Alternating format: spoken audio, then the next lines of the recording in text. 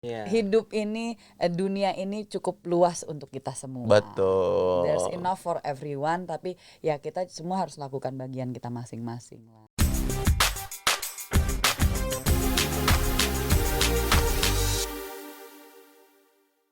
Multiple income aja. Iya, multiple income. Kan tadi visi misi udah dapat tuh. Denger saking ininya gue nggak kedengeran loh. Apa? Saking fokusnya pembicaraan gue nggak denger kalau dia ngambil foto. Tadi dukungannya udah disebutin juga. Aku udah senang banget nih. Tinggal multiple income. Ready? Dia dari tadi udah joget-joget di situ udah. Good. Iya Mbak. Karena kan di zaman Papa, dia baby boomers, dia kerja itu bisa kaya dari kerja. Ya dari kerja keras. Dari ya. kerja Bukan keras. Not Iya, smart iya, iya. working ya beda. Dia kerja keras, banting tulang, jebret, tajir bro. Yes. Tajir. Dapet. Yang miskin yang malas, dah intinya gitu. That's right. Begitu. Di zaman kakak-kakak gue nih Mbak, kan kelahiran tahun 60-an, 70-an. Karena gue beda sama kakak gue nomor 5 13 tahun. Jadi gue melewati beberapa zaman nih ceritanya. Ya kan, kalau kakak-kakak gue, dia profesi itu dapat. Ya. Bisa tajir dia di profesi, ini. Ya profesional. Ya sebagai profesional tuh dia bisa Yes. oke. Sembari dia kerja. Nah, gue kan nyari-nyari dong di pola hidup gue. Iya. Pola hidup kita nih, Iya. yang 80s and 90s, Iya. ya kan. Kalau kerja doang, mereka kalau menurut gue sudah kategorinya wajib. Kadang ada yang bilang, gue harus fokus. Karena kata orang tua gue, kalau fokus, itu pasti akan dapat. Itu kan kata bapak lu yang beda Yes. zaman.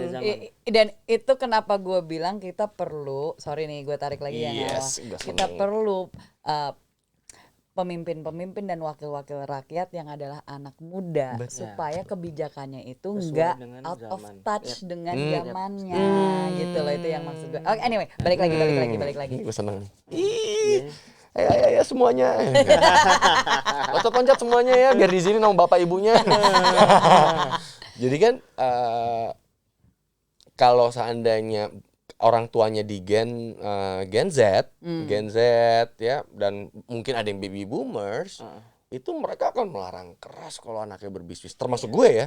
Sama. Gue ingat banget pertama kali gue bisnis, bapak gue bilang, ya elah, ini mah lulusan SMP gak bisa, ngapain lo kuliah sampai S1? Itu kalau kita gaulannya salah, Bisa ngedrop. gue nggak bisa nyalain bapak gue karena Iya. itu Dia yang dia tahu itu. ilmunya Yang kan dari- gitu. iya. Nah, Mbak, menurut Mbak sendiri, Ya. multiple income itu sebenarnya kalau untuk Gen Z dan kita nih milenial dan early milenial itu udah wajib gak sih Mbak? Oh banget. Sebenarnya pun juga tergantung kita belajarnya dari mana juga ya. Gue balik lagi gue kutu buku gitu. Jadi ada sebenarnya stream of teaching of thought of pemikir yang kalau di dunia bisnis itu dari awal dia udah ngajarin soal multiple income.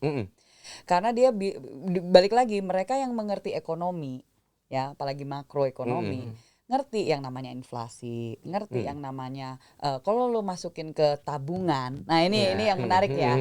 Jadi kalau di zamannya kita waktu SD itu kan diajarinnya kan ya, secara kita bedanya cuma setahun. Kita nabung gitu kan. Sedangkan kalau misalkan mereka yang ngerti ekonomi udah menyampaikan bahwa nabung tuh nggak cukup. Karena inflasi.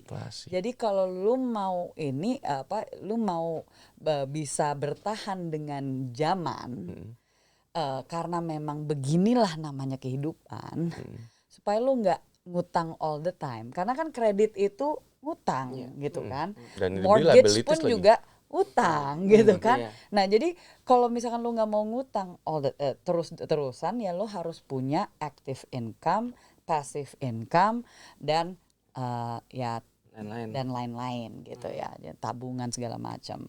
Jadi kalau dianggap bahwa enak kali pun aku ngomong orang pintar gitu. Nyambung gitu loh. Macam aku didukung gitu hidupnya. Langsung dapat pembenaran gitu. Iya. Bukan berarti kalau kan banyak nih yang saking semangatnya berbisnis ngejelekin pekerja. Enggak. Gue sih salah satu orang yang membenci pebisnis yang menjelek-jelekin pekerja. Justru lu wajib kerja biar tahu lu jadi dari jongos sampai jadi bos. Justru I'm sorry to say gitu loh, maksudnya ya. Kan banyak tuh Mbak Buat- bisnis-bisnis enggak, yang kan ada kalau begitu bisnis juga. yang ini hate pekerja ya I'm sorry to say gitu, tapi bukannya lo justru butuh orang-orang yang kayak gitu di bisnis lo. Iya, butuh. Kan bisnis semua kan, Mbak. Lo perlu OB. Ya kalau kita bicara kantor ya, lo perlu OB, lo perlu juga mungkin supir, lo perlu juga yang sekretaris. Kalau mereka semua lo bilang, terus lo kerjanya gimana? Lo kerjain semuanya silakan gitu ya. Mungkin aja dia mau jadi one man wonder atau one woman Buset. wonder, gue nggak tahu. Gak bisa bro, kita mati aja 6 orang yang bawain. Lagi mau bangun bisnis. Biar serem dikit Mbak, Ya, makanya menakutkan biar mistis. Buktinya kan kita makhluk Tenang bro, sosial lo soalnya udah tandanya. ngomongin soal Ratu Selatan udah mistis dah. Lo lebih mistis banget ya. Lu dari Jadi awal. iya, gue agak bukan skeptis sih, maksudnya gue kesel aja sama orang yang bro, dia mindsetnya adalah dia bangga dengan employee-nya, dia bangga dengan karirnya, dan dia ngerasa dia nggak punya berbakat bisnis. Andai kata ada lingkungan yang mau ngajarkan dia, ada loh sebenarnya bisnis kayak franchise, dan yang masih murah-murah, mau dia kutu buku kayak dia doyan angka kayak uangnya dibandingkan dia taruh di deposito atau apapun masih banyak kok franchise UKM baru yang bisa dia buka. Aduh, itu keren banget loh. Kenapa enggak kita justru ya angel investors gitu Iya. kan, yang saling mendukung satu sama lain. Gitu. Tapi mungkin dirimu juga bisa provide ininya kan. Kadang-kadang ini talking about sebentar ya, talking about investment gitu kan, kadang-kadang banyak dari kita bilangnya kita ya, banyak dari kita yang nggak tahu perlu investnya di mana gitu kan. Nah itulah di mana pelatihan itu maupun juga the wadahnya itu untuk memberitahukan nih lo yang lagi bagus nih lo, atau kita buka akses gitu kepada tempat-tempat yang bisa menunjukkan bahwa ini lo yang lagi bagus, nih lo yang bisa didukung gitu kan. Dan otomatis legalitasnya jadi lebih enak, infrastrukturnya lebih bagus, income-nya Kan lebih sekarang oke. zamannya crowdfunding juga.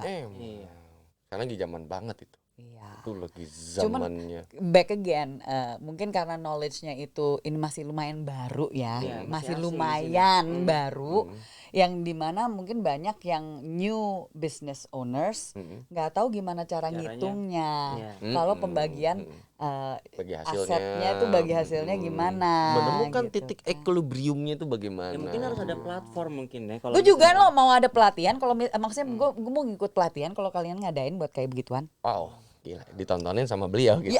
Ya dong, gue kan mau belajar. Ntar ya, gue harus baca Kan buku kata John C. kunci. Maxwell dulu, Dale Carnegie, ya kan, soalnya Om Kiyosaki.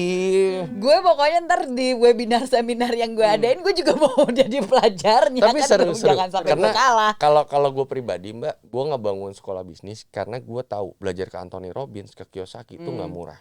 Makanya Itu Kiyosaki sebenarnya salah satu yang gue baca udah lama banget. iya, itu buku dari gue SMA tuh. Oh, bang. Dijejelin gue sama bapak gue, ya udahlah gue baca. mahal ya Bang ya. Mahal banget kan kalau belajar Iya, langsung. mahal bro, private mahal. coaching gitu. Dan sebenarnya orang Indonesia tuh punya, cuman kalau gue ngeliat ya, mereka beriklan, karena masyarakat Indonesia belum tahu pentingnya itu aja. Balik lagi ke Monas tadi, lu suruh jalan kaki. Kalau disuruh bayar seminar 15 juta, 35 juta sama beli yang B sama ton, pilih beton. Values pada yang namanya knowledge itu di sini masih belum. Investasi leher ke atas Iya, ceritanya. mereka nggak ngelihat itu sebagai investasi. Iya. Justru banyak yang investasinya adalah untuk belajar make up. Ya, itu bagus sih, bagus. Bukan hal yang bagus. buruk ya. Maksudku bahwa itu justru lebih maju dalam hal marketing untuk belajarnya. Sedangkan untuk knowledge-nya yang untuk kayak gini Iya, masih iya. belum begitu. Iya sih benar. Jadi kawan-kawan, ini penting juga loh, bisa loh, you know. Karena gue ini konser Coldplay di Singapura ya. Singapura. Iya. Singapura mah Rame Thailand. banget kan. Heeh. 80% orang Indonesia tuh. Iya. Heeh. Mereka Kiyosaki bela-belain bro, kan. Kiyosaki gue datang bro. Waktu itu pas datang di Singapura, orang Indonesia 30 orang. Itu tunggu, 30 out of dari 30 berapa? orang tuh termasuk Mary Riana. Dari berapa orang? 1000 lebih. Ayo udah tolong. 1000 lebih Ya kan? di Singapura. Ya kan? Kemarin gue datang tuh, wow, Ya kan? Coldplay itu 80% orang Indonesia. Enggak, itu juga itu jadi gambaran. Satu priority, dua pemahaman. Ya kan? Ini tinggal anak gaul kompleknya yang bener aja bro sebenarnya. Bukan ngomongin itu jadi salah ya. Enggak, pergaulan kita dan gimana kita luaskan dan betapa gaulnya, enaknya, nikmatnya, melepas diri, mengeksplor diri itu harus ngetren di Tangsel. Harus ngetren di Indonesia lebih tepatnya. Tenang, nanti kan saya agak emosional kalau ngebahas itu. Karena pasti yang memikirkan ini orang-orang yang mungkin pernah stay di luar negeri karena itu lebih agresif kan Mbak. Nggak Bang, orang kita itu biasanya mereka tuh suka lupa sama proses. Jadi makanya contoh itu mulai dari generasi Y kalau menurut generasi X menurut gue. Contoh. Iya, benar. Dari benar, situ benar, sebenarnya dari generasi X udah mulai lupa yang namanya proses. Betul. Contoh kecil, misalkan kita suka ngeliat kan YouTube. Kita suka ngeliat YouTube yang viewersnya gede tuh yang biasanya pamer-pamer kekayaan tuh orang. Tapi mereka tuh ngeliat itu seneng. Tapi mereka nggak tahu gimana caranya. How to? Iya. Nggak tahu. Ya. Kan makanya sekarang lagi zamannya apa tuh yang kemarin sempat viral, influencers rupanya ada fake private jet. Oh iya, sampai sewa deh Mbak. Iya yang jadi pesawatnya gak cuman ruangan di dalam. Influencers ini bayar untuk mereka bisa ngambil foto di dalam ruangan itu. Terkesan bahwa mereka naik private jet. Ini sih yang gue agak khawatir dari anak-anak Gila Gen Z ya, kreativitasnya digunakan malah untuk nipu. Karena di game itu dia levelnya tinggi ya. Itu udah kayak maharaja di situ. Pas kenyataannya makan mie instan bro. Iya. Ngerti gak sih Mbak maksud gue? Ya. Pas kita ngelihat orang-orang yang gue nggak bisa nyalain juga bro, karena buat mereka itu cara mereka make income. Iya, ya sudah gitu. Iya, gue nggak bisa nyalain. Ini kan sudut pandang gue kan gue netizen, jadi maha benar dengan segala sabda gue. Iya dong, hamba Tuhan dia punya hak. netizen. Dia punya hak untuk menyampaikan opini. Bebas berekspresi. Iya, karena gue ngelihat dia udah mitik nih. Kenyataannya makan mie instan. Kuota nebeng bro. Itu gue ngelihatnya antara sedih sama senang walaupun di e-sport Indonesia menang. Nah, andai kata mereka ada wadah, ya itu loh ya. Yes, ini kalau itu udah kita bicara suara-suara netizen ya, pengembangan ya kan? itu udah bicara pengembangan potensi, itu bicara tentang gimana kita sebenarnya mau dukung atau enggak dan seterusnya gitu ya. Itu udah berlapis-lapis. Tapi gue masih mau suka yang soal proses itu ternyata. Betul. Ya, proses itu penting. Justru dari proses itu kita dapat pengalaman. Justru dari proses itu kita bisa mendewasakan diri kita. Iya, Mungkin that's a good place to end ya, karena kita bisa sampai besok ini ngobrolnya, bro. Mbak, iya sih. Itu mulai dari mungkin Mbak Sarah, mungkin teman-teman First pengen tahu nih kalau mereka mau ngikutin Mbak Sarah di sosial media, mungkin bisa. Oh yes, oke, karena kan ini yang nonton bukan hanya di Let's Talk with Sarah ya, jadi Instagram ada Let's Talk with Sarah, ada Sahabat Rahayu Saraswati kalau mau ngikutin kegiatan-kegiatan gue, tapi juga ada Instagram yang gue pegang secara pribadi tuh Instagram gue @rahayusaraswati. Oke. Saraswati. Gue follow dulu antar kualat gue. Nah lo, Iya, gue follow dulu. Man. Iya, saya follow Mbak, saya follow. Teman-teman First Class, makasih buat yang udah nonton di episode kali ini. Udah Mbak. Follow back ya Mbak. Follow. Sampai ketemu di episode selanjutnya. And for those of you following dari Let's Talk with Sarah, sampai episode juga yang berikutnya. Bye. Bye. Bye.